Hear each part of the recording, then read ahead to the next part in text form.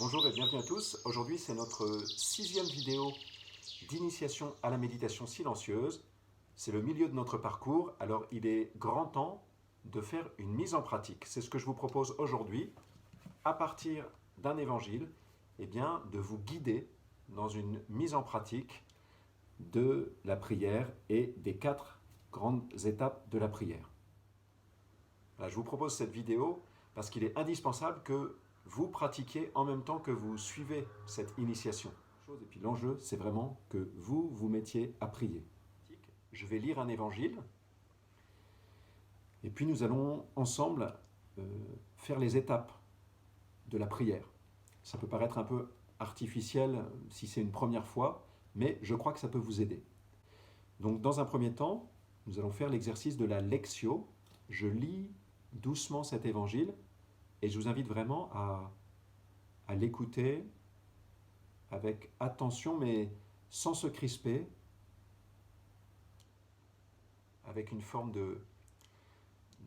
d'attention intérieure à ce qui surgit un peu, ce qui vous touche plus ou qui vous surprend. Je suis dans l'évangile de Marc au chapitre 1, les versets 21 à 28. Jésus vient d'appeler les 4 premiers disciples sur le bord de la mer.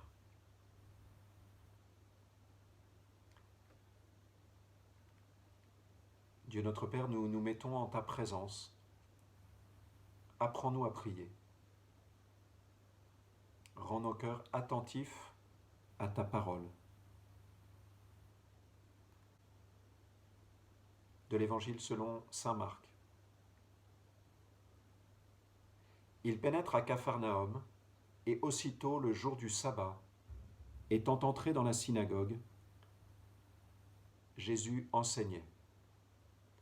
Et ils étaient frappés de son enseignement, car il les enseignait comme ayant autorité, et non pas comme les scribes. Et aussitôt, il y avait dans leur synagogue un homme possédé d'un esprit impur. Il cria en disant : « Que nous veux-tu, Jésus le Nazarénien ? Es-tu venu pour nous perdre ? Je sais qui tu es, le Saint de Dieu. » Et Jésus le menaça en disant : « Tais-toi et sors de lui. » Et le secouant violemment, l'esprit impur cria d'une voix forte et sortit de lui. Et ils furent tous effrayés de sorte qu'ils se demandaient entre eux : « Qu'est-ce cela ? Un enseignement nouveau donné d'autorité ? Même aux esprits impurs, il commande, et ils lui obéissent. » Et sa renommée se répandit aussitôt, partout, dans toute la région de Galilée.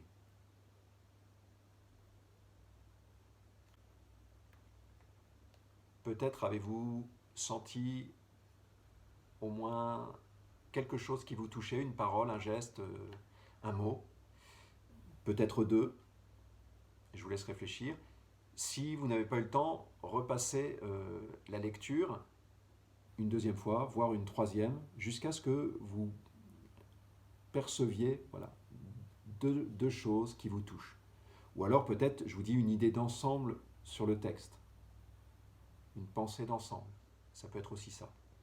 Voilà, donc la question là c'est, quels sont vos 2 points pour l'oraison ? Qu'est-ce que vous avez repéré ? Si vous les avez un peu repérés, peut-être ce que vous pouvez faire maintenant, c'est éventuellement de re-regarder de plus près juste les 2 versets ou les morceaux de versets, et puis vous les répétez, vous essayez quasiment de les apprendre, hein, vous les imprimez intérieurement.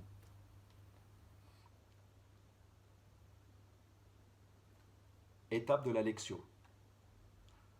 À partir de là, donc ça vous pouvez l'avoir fait avant, c'est même mieux. À partir de là, une fois que vous aurez fait le sas d'entrée dans la prière, eh bien, c'est avec cette munition-là, la première, que vous allez entrer.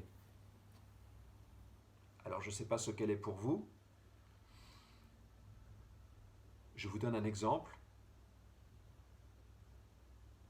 Entrer dans la synagogue, il enseignait. Jésus entrait dans la synagogue, enseignait.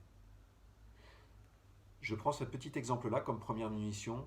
On est au tout début de l'évangile. Voilà, Jésus entrait dans la synagogue, enseignait. C'est le premier enseignement solennel de Jésus.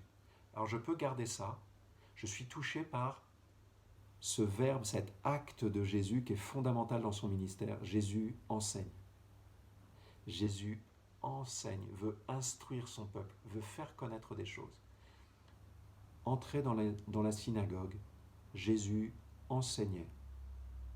Alors là, vous voyez, en même temps, je peux, en répétant ça, je peux partir en me représentant la foule qui est là, éventuellement un peu, vous voyez, façon composition de lieu. Je me représente Jésus, j'essaie de l'imaginer, là, parlant, instruisant, disant ces choses nouvelles, avec cette autorité dont il est question. Je peux me représenter la foule qui est là, étonnée, abreuvée en même temps. Voilà. Je répète éventuellement voilà, cette phrase de temps en temps, un peu régulièrement. Jésus entrait dans la synagogue, enseignait, etc. Je laisse tourner ça. Donc je rumine, j'entre dans cette méditation, je me laisse imprégner de cette parole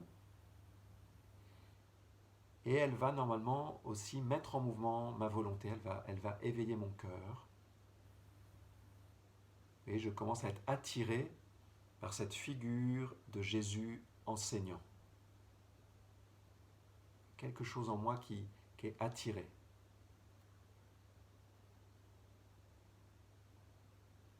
Peut-être je vais commencer à me poser un peu des questions. Qu'est-ce qu'il peut dire? Moi aussi, je voudrais être là. Donc, je demeure tout en laissant un peu le mouvement se créer. Et à un moment, ce sera le temps de l'oraison. Alors, je vais laisser jaillir, je vous dis, une parole. Peut-être tout simplement, Jésus, enseigne-moi. Jésus, instruis mon âme. Jésus, je veux entendre ta parole. Jésus, je veux t'écouter. Mon maître, je veux t'écouter. Instruis-moi.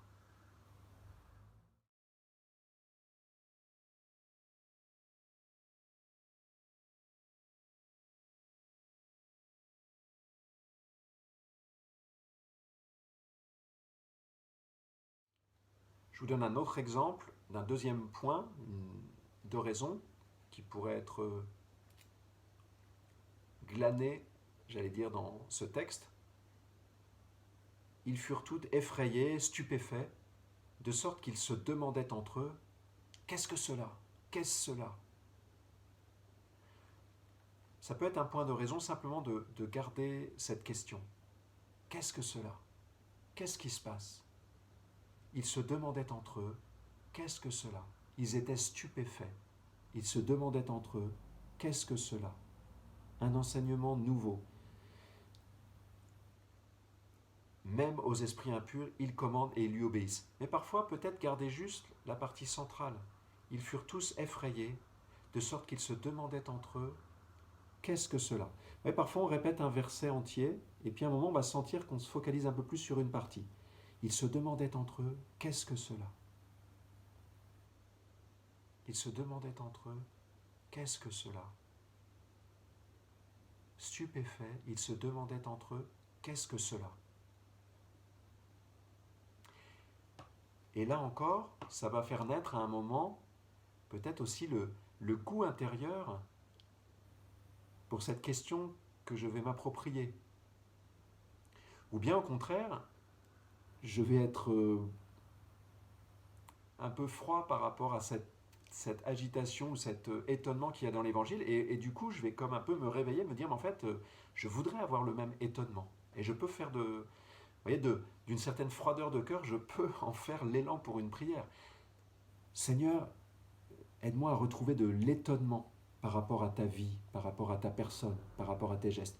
Seigneur, donne-moi de retrouver de l'étonnement. Seigneur, étonne-moi. Seigneur, donne-moi de m'émerveiller de ce que tu fais. Et peut-être si ça peut être une belle manière de vouloir, dans la prière, réaliser que j'ai tellement à connaître encore de Jésus. Oui, je peux dire, cette page d'évangile, je la connais, mais au contraire, elle peut aussi me servir pour nourrir ma curiosité, mon désir profond de connaître davantage Jésus. Comme dit Jésus ailleurs, hein, cela fait si longtemps que tu es avec moi, Philippe, et tu ne me connais pas encore. Non, Seigneur, je ne te connais pas encore, si peu. Je te connais encore si peu. Ce que je viens de vous dire, là, vous voyez, ça peut être typiquement ce qui se passe aussi, c'est qu'un questionnement qui naît fait venir une autre parole. Tu ne me connais pas encore. Vous voyez, tu ne me connais pas encore. Donc, vous voyez, j'arrive au point d'après, un peu l'ouverture peut-être vers l'étape d'après d'une contemplation, d'une écoute. Je vais être en train de dire au Seigneur dans mon oratio, Seigneur, je veux te connaître davantage, je veux m'étonner de ta présence, je veux te découvrir.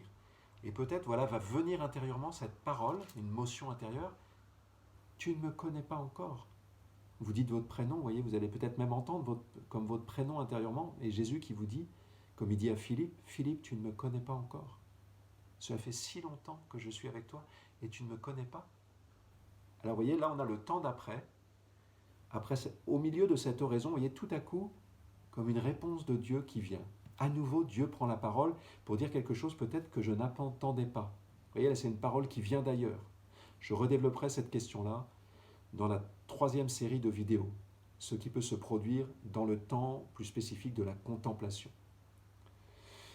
Vous voyez, après cette méditation oratio, il va y avoir un peu deux directions possibles. Soit on va basculer vers vraiment la contemplation, une écoute neuve, soit alors il va y avoir plutôt un petit peu un moment, une retombée, et il va falloir aller rechercher une deuxième munition si j'étais à la première, ou une troisième si j'étais à la deuxième. Je vous ai dit qu'en général, pour un temps de prière de 20 minutes, 2 munitions, 2 points d'oraison, comme départ pour la méditation, peuvent suffire.